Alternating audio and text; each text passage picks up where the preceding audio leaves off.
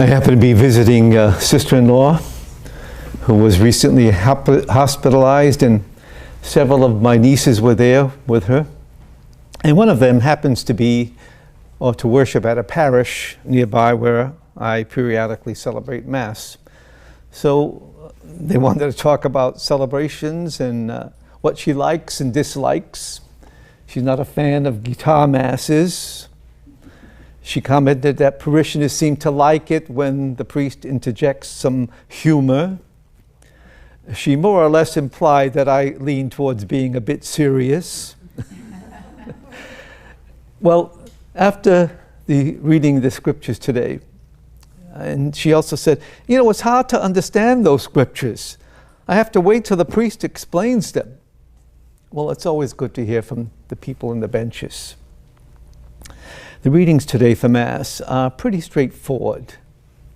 It's not always necessary to understand every sentence. Pick a word, pick a phrase, pick a paragraph, and dwell on that. And that's what I did with that reading from Deuteronomy. Moses begins with a question for his people, but also for us. What does the Lord our God ask of us? What he said, be in awe and wonder of God. Follow his ways. Love and serve him. Keep his commandments. And then Moses continues and describes the awesomeness of God. He said, in his love for us, God chose us to be his people. God concerns himself with the orphan and the widow. He befriends the alien. He feeds them. He clothes them. Now the hard part follows. And this is where we sometimes lose people.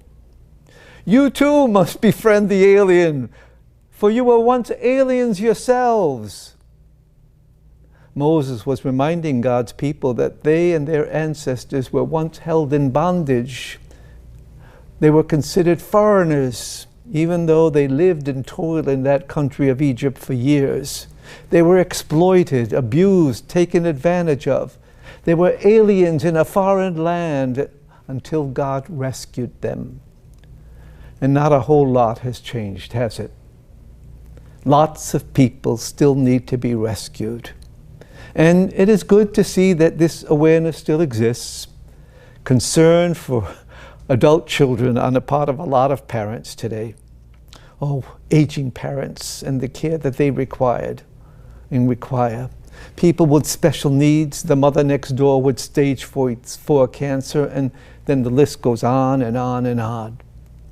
Well, in our prayer today, let's thank this awesome God for creating us to be a little less than the angels, Psalm 8. And like him, concern ourselves today with people we know to be in need, people we see and hear spoken of, and those close to our hearts.